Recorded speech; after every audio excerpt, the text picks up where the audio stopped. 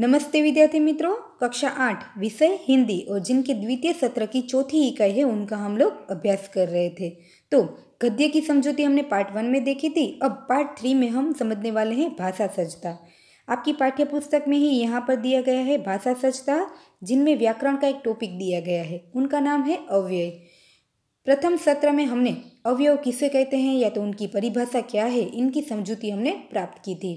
तो यहाँ पर भाषा सज्जता में अवयव के भेद कितने हैं या तो उनकी परिभाषा क्या है, उदाहरण सहित यहाँ पर समझाया गया है, उनकी समझौती दी गई है। फिर भी हम लोग क्या करते हैं, अवयव किसे कहते हैं उनके बारे में थोड़ा परिचय प्राप्त कर लेते हैं। तो हम बात कर रहे हैं अवयव की। तो अवयव किसे कहते हैं? अवयव का शाब्दिक अर्थ होता है जो व्यय न हो, यानी कि ऐसे शब्द किसी भी प्रकार का जिसमें परिवर्तन न हो, ऐसे शब्दों को हम अव्यय के रूप में जानते हैं। यानी हम कहें कि जो व्यय न हो, किसी भी प्रकार का उनमें परिवर्तन न हो, उन्हें अवयव कहा जाता है। तो जिनके रूप में लिंग, वचन, पुरुष, कारक, काल आदि की वजह से कोई भी परिवर्तन नहीं होता है, उसे अव्यय शब्द कहते हैं। अव्यय शब्द हर स्थिति में अपने मूल रूप में ही रहते हैं और इन शब्दों को अविकारी शब्द भी कहा जाता है। जैसे कि हम देखें तो जब, तब, इधर, उधर, तथा, और, अथवा, परंतु, किंतु, अतएव, अवश्य, ऊपर, धीरे धीरे, नीचे, तेज, कल, आज, क्योंकि, इसलिए, ये सभी ऐसे शब्द हैं जो भी वाक्य में उनका प्रयोग होगा उनमें किसी भी प्रकार का परिवर्तन नहीं होगा। तो ऐसे शब्दों को हम क्या कहते हैं? अव्यय कहते हैं। यानी कि काल बदलने पर, वचन बदलने पर, लिंग परिवर्तन करने पर वाक्य में ऐसे शब्द हैं जिनका किसी भी प्रकार का कोई परिवर्तन नहीं होता है, तो उन्हें अव्यय के रूप में पहचाना जाता है। तो ये सभी शब्द थे जो वे क्या थे? अव्यय थे। तो इनके आधारित हम उनकी व्याख्या को समझे कि अव्यय वे शब्द होते हैं जिनमें किसी भी प्रकार का कोई परिवर्तन नहीं होता, वे अपने मूल रूप में ही बने रहते हैं, तो उन्हें अव्यय कहा जाता है। अब बात करते हैं उनके भेद की, यानी उनके प्रकार की। तो हम यहाँ पर उनके कुल 4 प्रकार है, उनके बारे में समझौती प्राप्त करने वाले हैं, जिनमें हम सबसे पहले देखते हैं पहला प्रकार, जिनका नाम है क्रिया विशेषण अव्यय। तो क्रिया विशेषण अव्यय किसे कहा जाता है? तो उदाहरणों के द्वारा सबसे पहले हम शुरुआत करते हैं। यहाँ आपकी पाठ्य पुस्तक में कुछ उदाहरण दिए गए हैं। भावेश कम बोलता है, साहिल झटपट तैयार हो गया, सानिया प्रतिदिन कार्यालय जाती है, वंदना भीतर बैठी है। यहाँ पर आप देखेंगे तो हर एक व्यक्ति कोई ना कोई कार्य कर रहे हैं, यानी कि उनकी कोई ना कोई क्रिया हो रही है। पहले वाक्य में हम देखें तो भावेश बोलने की क्रिया कर रहा है, साहिल तैयार होने की क्रिया उनकी हो रही है, सानिया कार्यालय जाती है तो कार्यालय पर जाने की उनकी क्रिया है, वंदना बैठी है तो बैठने की उनकी क्रिया है। क्रिया किसे कहते हैं? तो जो भी हम कोई कार्य करते हैं उन्हें क्रियापद के रूप में या तो क्रिया के रूप में हम पहचानते हैं। तो यहाँ पर वाक्य में हर व्यक्ति कोई ना कोई क्रिया कर रहा है, परंतु उनकी क्रिया की जो विशेषता दिखाई जा रही है उन्हें हम क्या कहेंगे? विशेषण। यानी कि आप सभी जानते हैं विशेषण किसे कहते हैं? संज्ञा या तो सर्वनाम की जो विशेषता बताते हैं उन्हें विशेषण कहते हैं। तो यहाँ पर क्रिया शब्द की जो विशेषता बताते हैं उन्हें क्रिया विशेषण के रूप में पहचाना जाता है। आप यहाँ देख सकते हैं जो भी रेखांकित शब्द है बोलता है, बोलने की उनकी क्या हो रही है? क्रिया हो रही है, परंतु वह किस प्रकार बोलता है? कम बोलता है। वह कैसे बोलता है? बहुत ही कम बोलता है। तो यहाँ पर हम देखें रेखांकित शब्द जो भी है वह क्रिया की विशेषता बता रहे हैं, और जो क्रिया की विशेषता बताते हैं ऐसे शब्दों को क्रिया विशेषण कहा जाता है।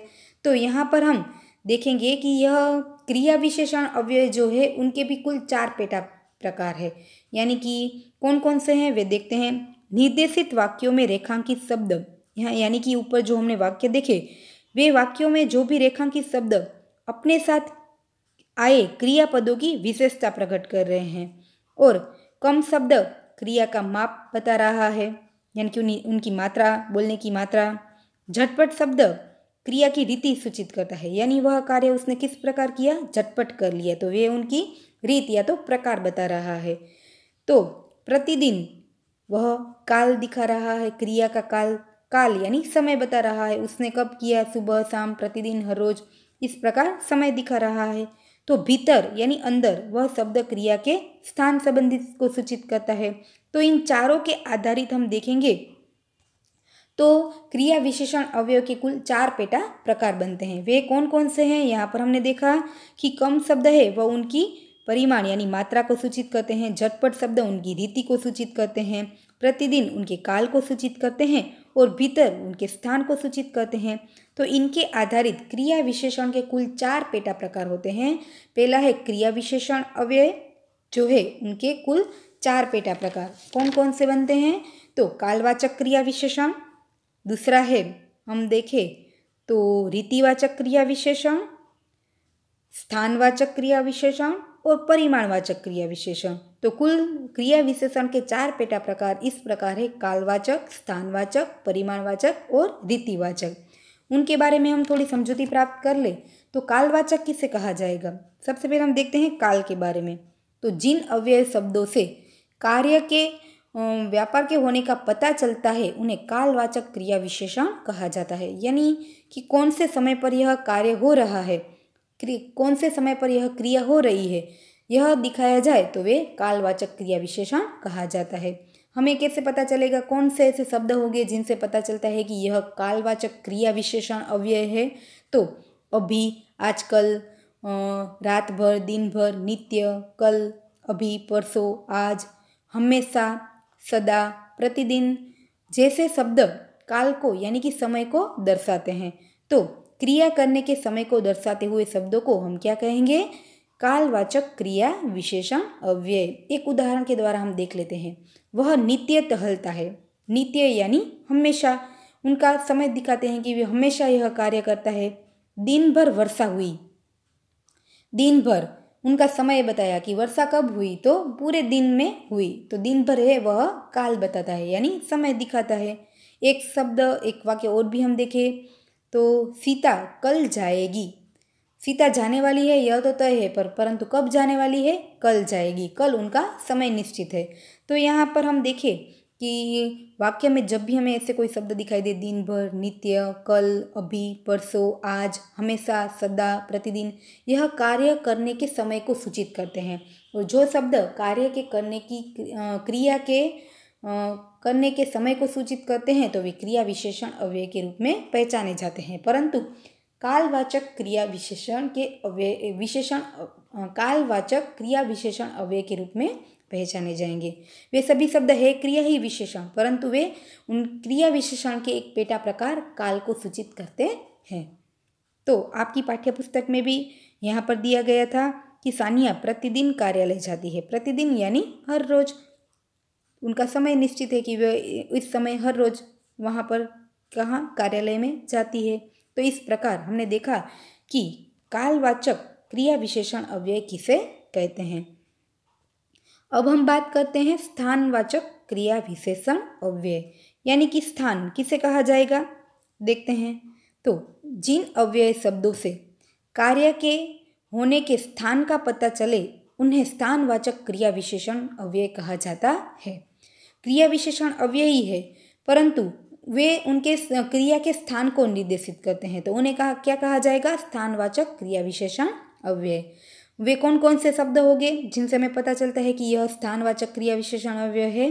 तो यहाँ, वहाँ, भीतर, बाहर, इधर, उधर, दाएं, बाएं, किधर, पास, दूर, वे स्थान को निर्देशित करते हैं। ऐसे शब्द स्थान को सूचित करते हैं। तो ऐसे शब्द जहाँ दिखे तो वे स्थानवाचक क्रिया विशेषण अव्यय कहलाते हैं। एक उदाहरण हम देखते हैं कि सुनील नीचे बैठा है। हमने एक उदाहरण देखा कि सुनील कहाँ पर बैठा है? नीचे। तो नीचे वह उनकी जगह निश्चित है कि वह बैठा है, परंतु कहाँ पर? तो नीचे, यानी उनका स्थान निर्देशित किया गया। तो क्रिया के होने का क्रिया के स्थान का जो पता चले वे क्या कहलाएंगे? स्थानवाचक क्रिया विशेषण अव्यय। एक उदाहरण और हम देखते हैं, वह आगे चला गया। आगे, पीछे, ऊपर, नीचे, ये सभी उनके स्थान निर्देशित करते हैं, तो वे स्थानवाचक क्रिया विशेषण अव्यय कहलाते हैं। आपकी पाठ्यपुस्तक में भी एक उदाहरण है कि वंदना भीतर बैठी है। बैठी है परंतु कहाँ पर? अंदर। तो बैठने का उनका स्थान कहाँ है? अंदर बैठी हुई है। तो यह है स्थानवाचक क्रिया विशेषण अव्यय। अब हम क्रिया विशेषण का तीसरा प्रकार देखें। काल देखा, स्थान देखा। अब बात करते हैं परिमाण यानी मात्रा। तो जिन अव्यय शब्दों से कार्य के परिमाण का पता चलता है उसे परिमाणवाचक क्रिया विशेषण अव्यय कहते हैं। जिन अव्यय शब्द से माप तोल का यानी कि हम देखें कि नाप तोल का पता चलता है उन्हें परिमाणवाचक क्रिया विशेषण अव्यय कहा जाता है।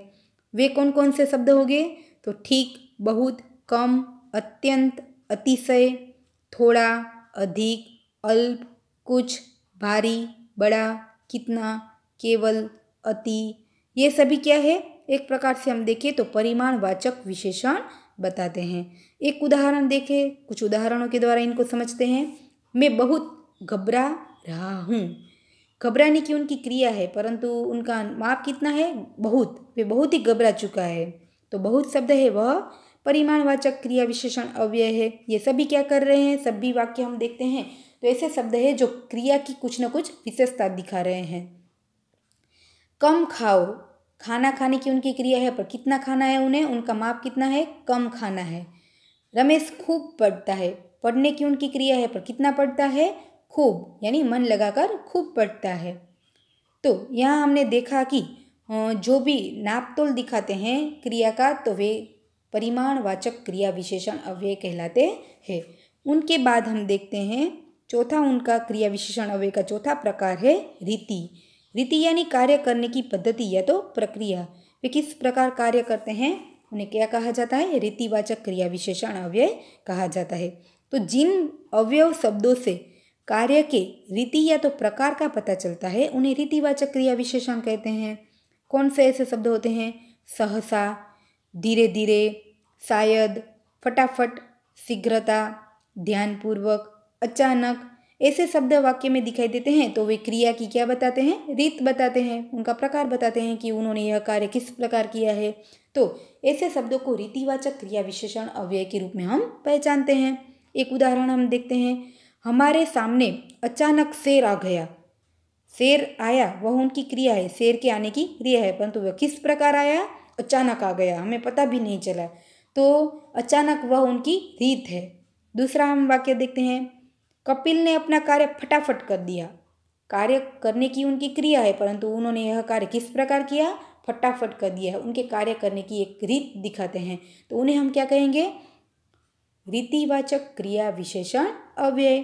तो विद्यार्थी मित्रों, यहाँ पर हमने देखा कि अवयव किसे कहते हैं, अवयव के भेद कितने हैं वे हम आज समझ रहे हैं। तो जिनमें पहला हमारा प्रकार है क्रिया विशेषण अव्यय। क्रिया विशेषण अव्यय जो है उनके भी कुल 4 भेद है।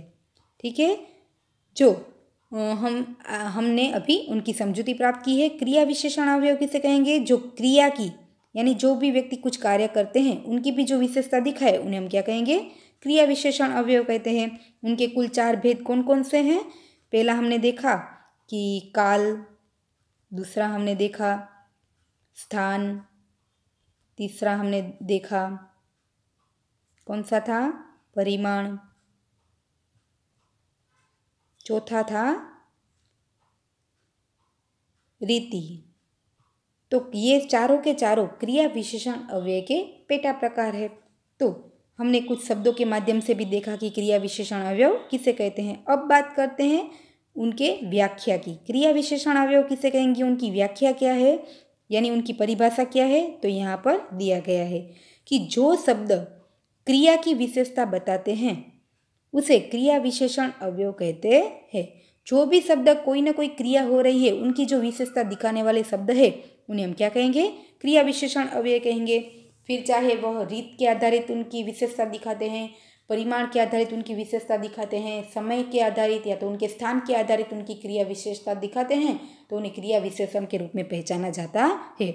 हमने जो 4 प्रकार देखे वे चारों के चारों क्रिया विशेषण अवयव कहलाते हैं। जैसे कि कौन कौन से ऐसे शब्द हो गए वो चारों प्रकार में हमने देखा। आजकल हो, कल हो, फिर आजकल कल वे समय को दिखाते हैं। साथ समझ लीजिए ऊपर नीचे जो भी शब्द है वे स्थान को निर्देशित करते हैं।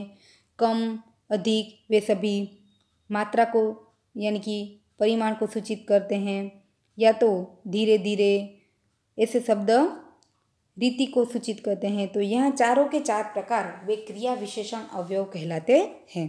यहाँ पर उनकी व्याख्या है, आपको क्या करनी है, मौखिक रूप में भी आप तैयार कर सकते हैं। उनके बाद हम समझ रहे हैं दूसरा प्रकार। दूसरा जो प्रकार है उनका नाम क्या है, संबंध बोधक अव्यय। उनका नाम क्या है, संबंध बोधक अव्यय। यहाँ पर उनका नाम लिखा हुआ है। दूसरा प्रकार है संबंध बोधक अव्यय। तो समझते हैं संबंध बोधक अव्यय किसे कहा जाता है। यहाँ कुछ पहले उदाहरण दिए गए हैं, उनको समझते हुए इसकी व्याख्या को हम समझेंगे। राम के साथ लक्ष्मण भी वन में गए। के साथ बगीचे के चारों ओर दीवार बनी हुई है। के चारों ओर हमारे घर के आगे मस्जिद है। के आगे मनीषा मानसी से मधुर गाती है। से मधुर आज साजिद की जगह वाजिद खेलेगा। की जगह। मित्रों, यहाँ पर हम जो भी रेखांकित शब्द है उनको आप देखते हैं तो के साथ, की चारों ओर, के आगे, से मधुर, की जगह, इन शब्दों के नीचे रेखांकित किया गया है। जो क्या कर रहे हैं, एक संज्ञा का दूसरे संज्ञा के साथ संबंध जोड़ने का कार्य कर रहे हैं। यानी कि हम यहाँ उनकी समझूती प्राप्त करते हैं कि निर्देशित जो भी वाक्य है, वाक्य में जो भी रेखांकित शब्द पर हम ध्यान देंगे तो इस बात को स्पष्ट होता है कि ये सभी किसी न किसी संज्ञा के बाद प्रयुक्त हुए हैं। ये रेखांकित शब्द जो भी है वे वाक्य में किसी न किसी संज्ञा के बाद प्रयुक्त होते हैं और ये वाक्य में आए अन्य संज्ञा या तो शब्दों से संबंध का बोध कराते हैं। वाक्य में क्या होता है, एक संज्ञा के बाद आने वाले यह शब्द वाक्य में किसी और दूसरी संज्ञा या तो शब्दों से संबंध का बोध कराते हैं, यानी उनकी जानकारी देते हैं। तो उन्हें क्या कहा जाता है, संबंध बोधक अव्यय कहा जाता है।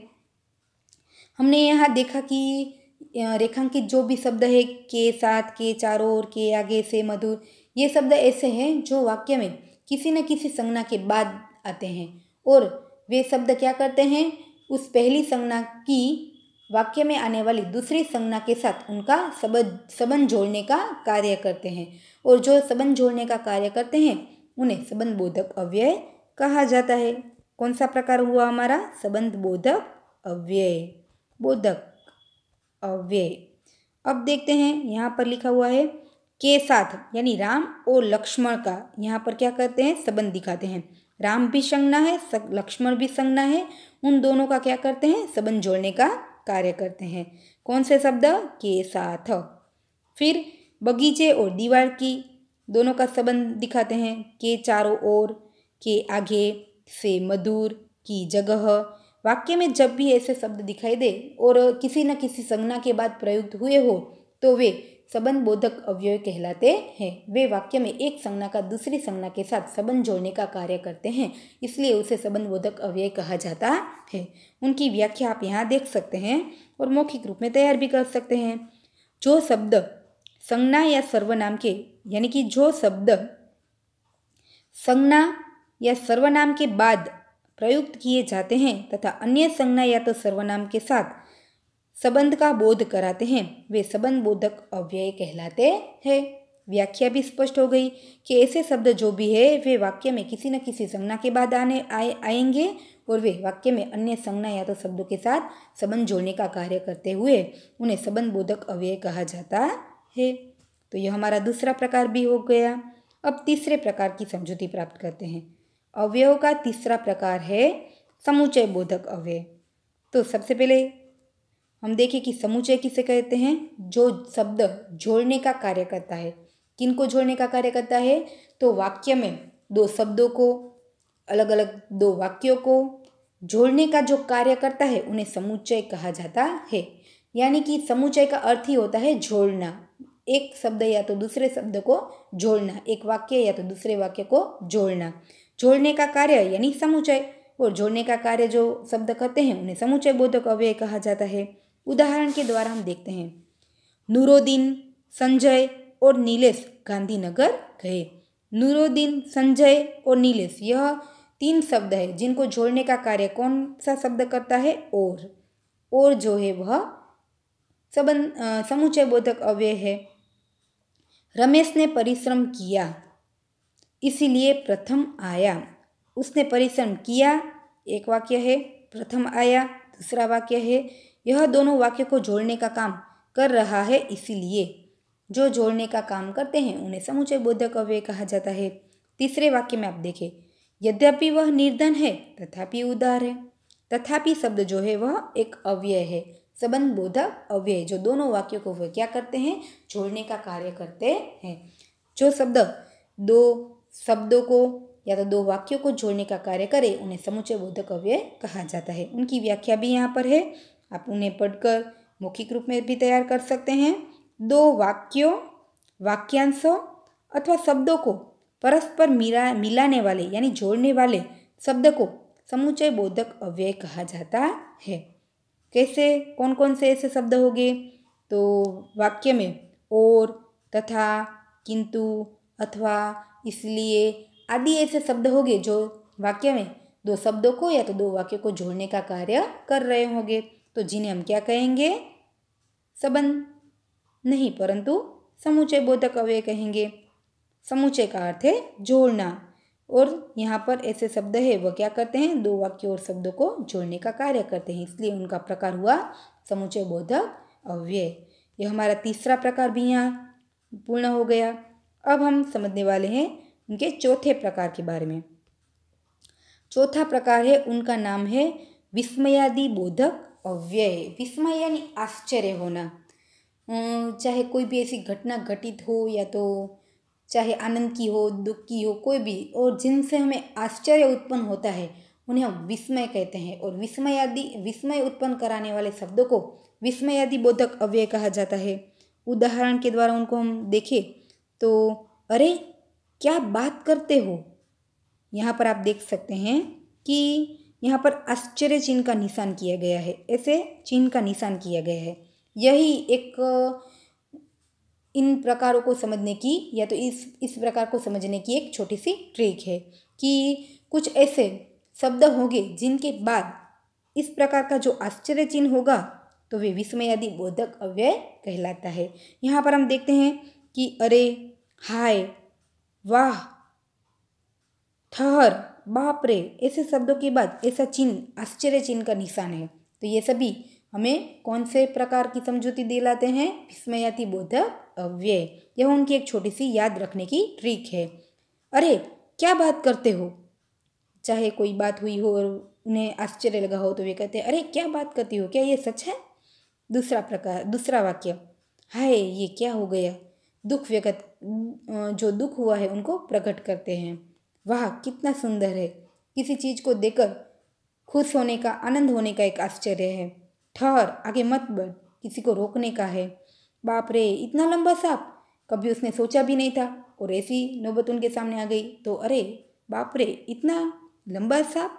तो यहाँ हम देखते हैं कि उपयुक्त वाक्यों में रेखांकित शब्द शोक यानी दुख, विस्मय यानी आश्चर्य, हर्ष यानी आनंद, क्रोध यानी गुस्सा, भय यानी डर आदि मन के भावों को प्रकट करते हैं। ये सभी हमारे मन के क्या है, एक प्रकार के भाव है। शोक यानी दुख, विस्मय यानी आश्चर्यचकित होना, हर्ष यानी आनंद, क्रोध यानी गुस्सा, भय यानी डर, ये सभी हमारे मन के भाव है और जिन्हें हम देख भी नहीं सकते, छू भी नहीं सकते, या तो उनको सिर्फ महसूस कर सकते हैं। यह सभी हमारे मन के जो भाव है वे जिनको प्रकट करते हैं उन्हें विस्मयादि बोधक अव्यय के रूप में पहचाना जाता है।